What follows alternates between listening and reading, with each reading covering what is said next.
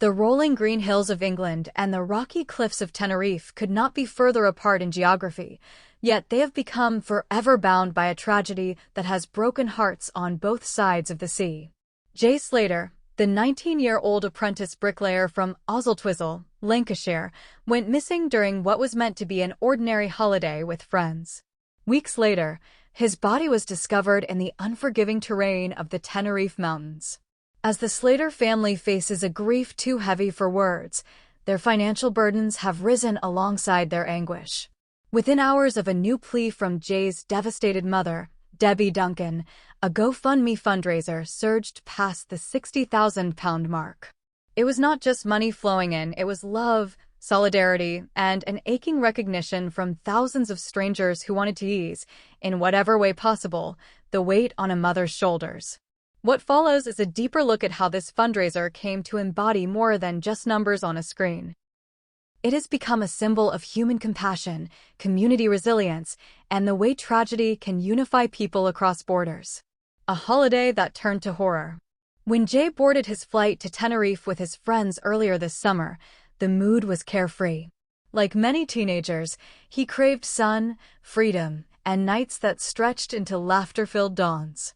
Photos from the trip show Jay beaming on the island's beaches, his easy smile a reflection of youth's invincibility.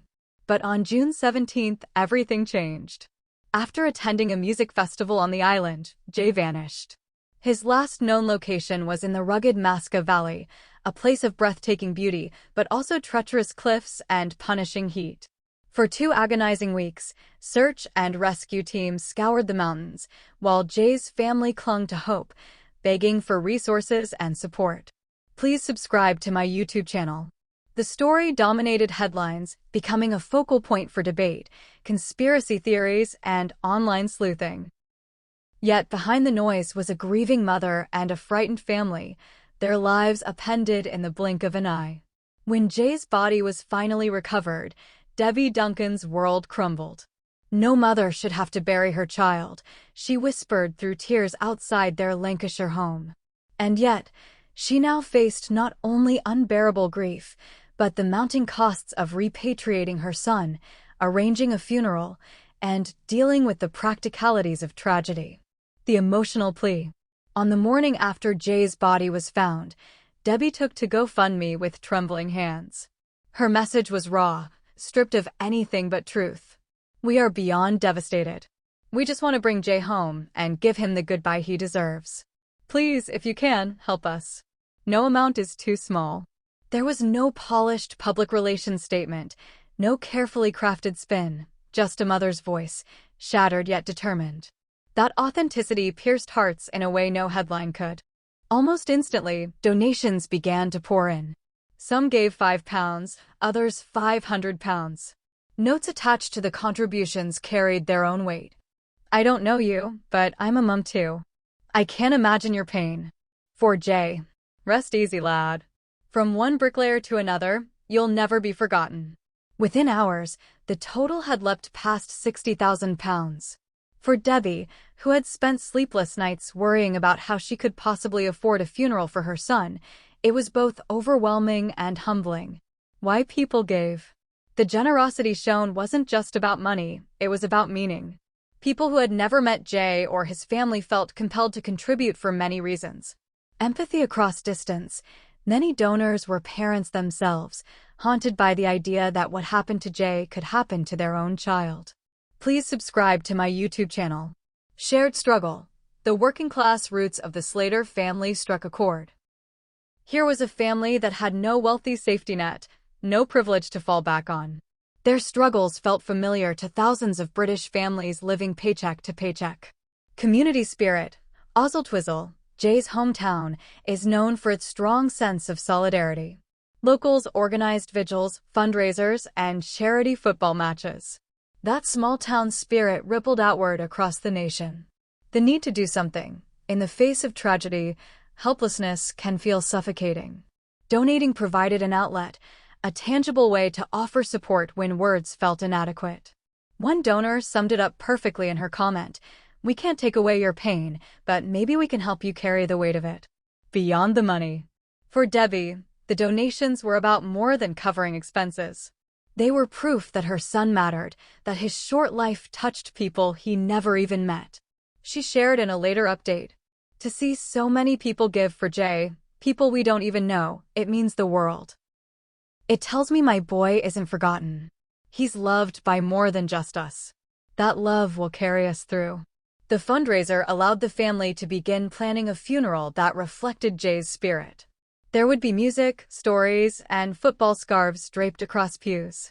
The community center would host a reception where laughter could mingle with tears, where Jay's friends could raise a glass in his honor.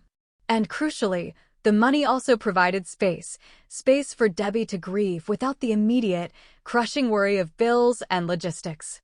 That breathing room is, in many ways, priceless.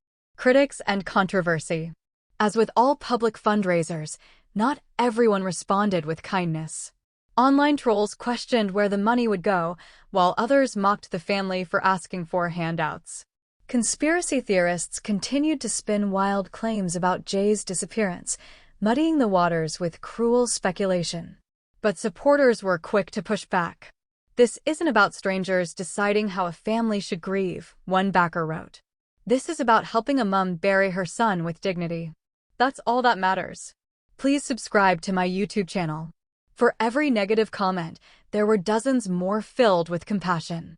The tidal wave of generosity drowned out most of the cruelty, showing once again how communities can outshine the shadows of cynicism. The wider impact. The fundraiser for Jay Slater has sparked wider conversations about the role of community giving in times of tragedy. In an era where public trust in institutions is often fragile, crowdfunding has emerged as a grassroots solution, one where ordinary people can bypass bureaucracy and directly help those in need. Sociologists note that this trend reflects both the best and worst of our times, the best in how strangers unite, the worst in how families are often left without sufficient formal support in crises. Still, in Jay's case, the outcome has been undeniably powerful. His story has reminded people of the fragility of life, the importance of looking out for one another, and the enduring truth that compassion is a universal language. A mother's final words. In a candlelit vigil back in Oswaldtwizel, Debbie stood before hundreds of mourners. Her voice cracked but carried through the evening air. "My Jay was full of laughter, full of love. He wasn't perfect, none of us are, but he was my boy. The donations, the messages, the love, you've all given me strength. I'll never forget what you've done for us. Thank you from the bottom of my heart." As candles flickered and football chants turned to sobs, the £60,000 wasn't just a number. It was a lifeline. It was proof that Jay's story mattered. It was a testament to how, in the face of unbearable loss, kindness can still find a way to shine. Looking forward. For the Slater family, the road ahead will be long and heavy. Grief doesn't disappear when the last funeral flower fades. Yet they walk that road knowing they are not alone. Across Britain and beyond, thousands of people are carrying a piece of Jay's memory with them.